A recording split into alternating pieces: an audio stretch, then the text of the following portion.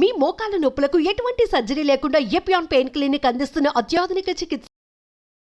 నమస్తే, welcome to Suman TV. Nowadays BP, diabetes ఇవన్నీ చాలా కామన్ డిసీజ్గా అయిపోయినాయి అనమాట. సో దీనికి ఏజ్తో కూడా అసలు లిమిట్ అనేది లేకుండా అయిపోయింది. సో ఈ బీపీ వల్ల, మెయిన్గా బీపీ వల్ల ఎలాంటి హెల్త్ ఇష్యూస్ వస్తూ ఉంటాయి. మోరోవర్ ప్రెగ్నెన్సీ టైంలో ఒకవేళ బీపీ ఉంటే ఆ స్త్రీలో, నా గర్భిణీ స్త్రీలోని ఎటువంటి ఇష్యూస్ని ఫేస్ చేయాల్సిన అవసరం ఉంటుంది. ఈ విషయాలపై అవగాహన కల్పించేందుకు మనతో పాటు ఉన్నారు డాక్టర్ రామకృష్ణ గారు, consultant cardiologist, Apollo hospital, Jubilee hills. Hello sir. నమస్తే అండి. సార్, బీపీ సో ఇది చాలా కామన్ కదా, ఇంకా ఫ్యామిలీ హిస్టరీలో ఉంటే అందరికీ వస్తుంది అంటున్నారు. బట్ ఇప్పుడు ఫ్యామిలీ హిస్టరీతో కూడా సంబంధం లేదు, ప్రతి ఒక్కరిలో చూస్తున్నాము.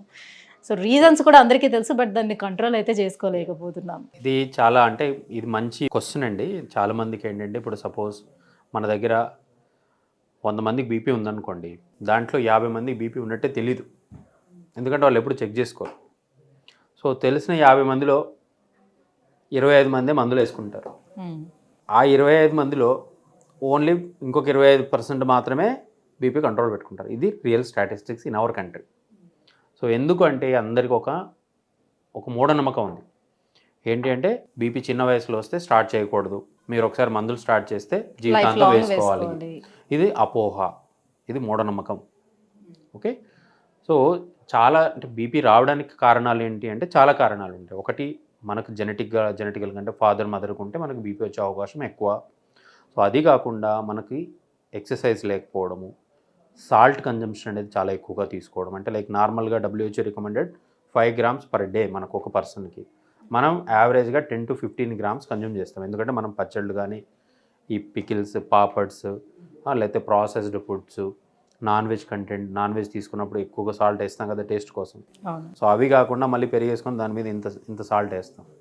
సో వీటన్నిటి వల్ల అది కాక నిద్రలేమి, అంటే సరిగ్గా నిద్రపోకపోవడం. నవడేస్ ఈ సాఫ్ట్వేర్ ఇంజనీర్స్ కానీ వీళ్ళందరికీ ఏంటంటే నైట్ షిఫ్ట్స్ ఉండడము. సో లేట్ నైట్ మళ్ళీ వచ్చి చాలాసేపు ఈ ఫోన్లో టైంపాస్ చేయడము, అంటే నిద్ర సరిపోకపోవడంతో సో వీళ్ళకందరికీ ఏంటంటే ఆ స్ట్రెస్ లెవెల్స్ ఎక్కువగా ఉండిపోయి బీపీ ఎక్కువగా వస్తుంది. ఫోన్స్ వచ్చిన తర్వాత పెద్దవాళ్ళకే కాదు, పిల్లలకు కూడా నిద్ర లేదు. సో వీటి వల్ల ఏంటంటే మన బాడీని ఎక్సెసివ్ స్ట్రెస్ గురి చేసి మన బీపీ అనేది పెరుగుతూ ఉంటుంది. సో ఒకవేళ బీపీ కనుక 2-3 సార్లు మనం చెక్ చేసుకున్న ప్రతిసారి, or at least 2 occasions BP more than 140/90 ఉంటే మాత్రం డెఫినెట్గా మందులు వాడుకోవడం మంచిది. సో ఈ మందులు ఒకటైనా అందరికీ అంటే కాదు.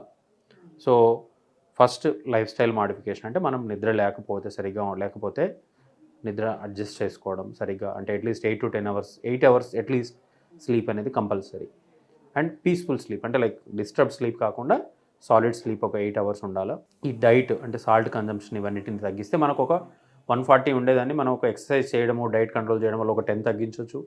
ఈ సాల్ట్ కన్జంప్షన్ తగ్గించేస్తే మనం ఒక 5 to 10 millimeters బీపీని తగ్గించవచ్చు. అంటే యూ కమ్స్ టు 140 నుంచి మనం 120-130 మధ్యలోకి వచ్చేస్తాం. సో 120-130 ఉండేవాళ్ళు మందులు వాడక్కర్లా. సో అంటే అన్లెస్ వాళ్ళకి షుగరు, బీపీ, లేదంటే వేరే కిడ్నీ ప్రాబ్లం ఇలాంటి వాళ్ళు తప్పితే జనరల్గా 130 వరకు మనం మందులు వాడక్కర్లేదు. 130 to 140 మధ్యలో ఎలివేటెడ్ బ్లడ్ ప్రెషర్ అంటారు. వీళ్ళందరూ కేర్ఫుల్గా ఉండి లైఫ్ స్టైల్ మాడిఫికేషను, డైటు ఇవన్నీ చేసుకుంటే మనం చాలా కాలం వరకు మందులు లేకుండా మేనేజ్ చేయొచ్చు. ఇప్పుడు జస్ట్ ఒక 50 mg ఎవరైనా మెడిసిన్ యూస్ చేస్తూ ఉన్నారనుకుందాం.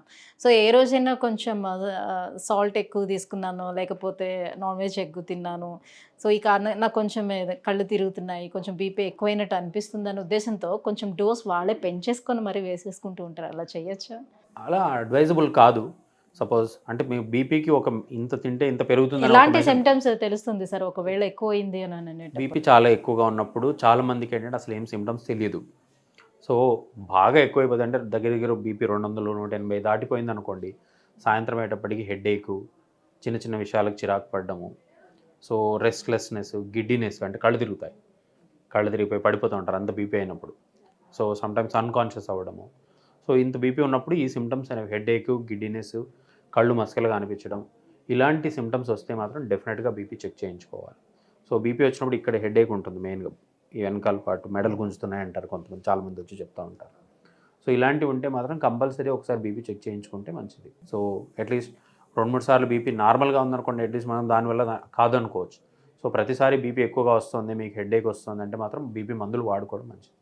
సో అందరికీ ఏంటంటే బీపీ డాక్టర్ దగ్గరికి వెళ్తే మందులు పెడతారనే ఒక భయంతో రారు, వచ్చినా మళ్ళీ తర్వాత రారు ఇంకొకసారి. సో వీళ్ళందరికీ ఏంటంటే ఒక అపోహ అనమాట. అంటే ఒకసారి మందులు వాడితే ఇంత చిన్న వయసులో బీపీ వచ్చిందేంటి, వాళ్ళు ఎవరో అన్నారు, పక్కన వాళ్ళు ఎవరో అన్నారని వీళ్ళందరూ వేసుకోరు. సో వేసుకోకపోవడం వల్ల ఏమవుతుంది అంటే, సో మనం సపోజ్ నార్మల్గా రెగ్యులర్ వర్క్ చేస్తున్నప్పుడు అంత స్ట్రెస్లో ఉండం. సపోజ్ మనం ఏదైనా స్ట్రెస్ఫుల్ సిచ్యువేషన్కి వెళ్ళినప్పుడు ఏదైనా లేదు, సపోజ్ ఏదైనా ఒక ఫైటింగ్ అయింది, ఏదో అయింది అనుకుంటా, ఆ టైంలో బీపీ ఆబ్వియస్గా పెరుగుతుంది అందరికి. సో వీళ్ళకి ఏంటంటే ఇంకా సూపర్ రైజ్ అయిపోతుంది. అంటే లైక్ మోర్ దెన్ 200 ఇట్లా అయిపోయి కొంతమంది సడన్గా కళ్ళుదిరి పడిపోవడము. సో అన్నిటికంటే భయపడాల్సిన ప్రాబ్లం ఏంటి అంటే బ్రెయిన్లో బ్లీడింగ్ అయిపోతుంది, అంటే పక్షవాతం లాగా వస్తుంది. ఈ బీపీ ఎక్కువైపోయి బ్లడ్ రక్తనాళాలు చిట్లిపోయి పక్షవాతం వస్తుంది. సో అలా వచ్చిన తర్వాత ఇంకా చేసేది ఏమి ఉండదండి. సో మీరు ఇంత పెద్ద హాస్పిటల్కైనా వెళ్ళండి, ఎన్ని ఆపరేషన్లు అయినా చేయించండి, బ్రెయిన్లో బ్లీడింగ్ అయిన తర్వాత ఆ పర్సన్ మళ్ళీ నార్మల్కి వస్తాడా లేదనేది ఎప్పటికీ చెప్పలేము మనం. ఏదైనా చిన్నది అయితే లక్కీలీ వాళ్ళు మళ్ళీ నార్మల్గా తిరగలుగుతారు. ఎక్కువ బ్లీడింగ్ అయిందనుకోండి, వాళ్ళు పర్మనెంట్గా బెడ్ మీద ఉండిపోవడం కానీ, పర్మనెంట్గా ఇంకా డిసేబుల్ అయిపోవడం కానీ ఇంత రిస్క్లు ఉంటాయి. సో స్ట్రోక్ అనేది నాట్ ఓన్లీ హార్ట్కి అండ్ బ్రెయిన్ కూడా బీపీ ఎక్కువగా ఉంటే ఈ పక్షవాతం మెయిన్గా భయపడాల్సిన ప్రాబ్లం. ఇది ఒకటే కాకుండా ఈ బీపీ ఎక్కువగా ఉండి మనం కంట్రోల్ చేసుకోకపోతే ఆర్గాన్స్ అన్నీ ఎఫెక్ట్ అవుతాయి. అంటే ఎదర్ ఐ విజన్ పోతుంది, అంటే ఈ ఇంత ప్రెషర్ తట్టుకోలేక ఐలో ఉండే చిన్న చిన్న రక్తనాళాలన్నీ మూసుకుపోతాయి. సో కంటి చూపు పోతుంది, రెటినల్ డ్యామేజ్ అంటాం. సో హార్ట్కి వస్తే హార్ట్ అటాక్ రిస్క్ ఎక్కువైపోతుంది. కింద కిడ్నీలకు వస్తే కిడ్నీలు పాడిపోతాయి, క్రియాటినిన్ పెరిగిపోతూ ఉంటుంది. సో బ్రెయిన్లో పక్షవాతము, ఐస్ అండ్ హార్ట్, కిడ్నీస్, రక్తనాళాలు, ఇంక మేజర్ ఆర్గన్స్ ఇవే కదా.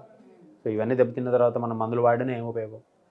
సో అందుకోసం ఎవరికైనా బీపీ ఉన్నప్పుడు డాక్టర్లు చెప్పేది వినండి, విని మందులు వేసుకోండి రెగ్యులర్గా. సో సాధారణంగా గర్భిణీ స్త్రీల్లోని మామూలుగానే బీపీ కొంచెం ఎక్కువగానే చూపిస్తుంది కదా సార్, చెక్ చేసుకునేటప్పుడు నార్మల్గా ఎంత ఉండాలి వాళ్ళకి? నార్మల్గా లెస్ దెన్ 120 ఉండడమే మంచిది. సో మోర్ దెన్ 130, 140 దాటిందంటే గర్భిణీలలో కూడా చాలామందికి ఈ ఎఫెక్ట్స్ అనేవి బేబీ మీద ఉంటాయి. బేబీ గ్రోత్ అనేది సరిగ్గా ఉండదు, గ్రో అవ్వాల్సినంతగా బేబీ గ్రోత్ ఉండదు, గ్రోత్ రిటార్డేషన్ అవుతుంది. అంటే లైక్ ఇంట్రాయూటరైన్ గ్రోత్ రిటార్డేషన్ అంటారు, అంటే బేబీ సైజ్ పెరగదు.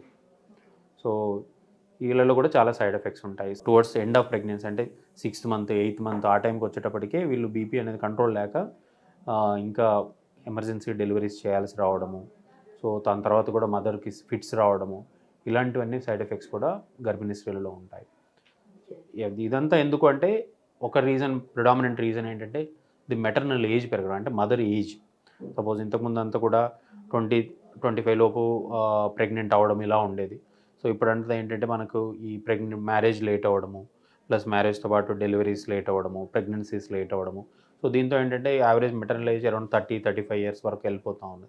సో ఈ మెటర్నల్ ఏజ్ పెరుగుతున్న కొద్దీ ఈ బీపీ ఇలాంటి సమస్యలు వచ్చే అవకాశం ఎక్కువగా ఉంటుంది. Right, thank you so much sir. So BP వల్ల వచ్చేటువంటి అనర్థాల గురించి తెలియజేసినందుకు, ఎలాంటి ప్రికాషన్స్ తీసుకోవాలి, అంత కేర్గా ఉండాలి గర్భిణీ స్త్రీలు అయితే, ఈ విషయాలన్నీ కూడా తెలియజేసినందుకు థ్యాంక్ యూ. Thank you.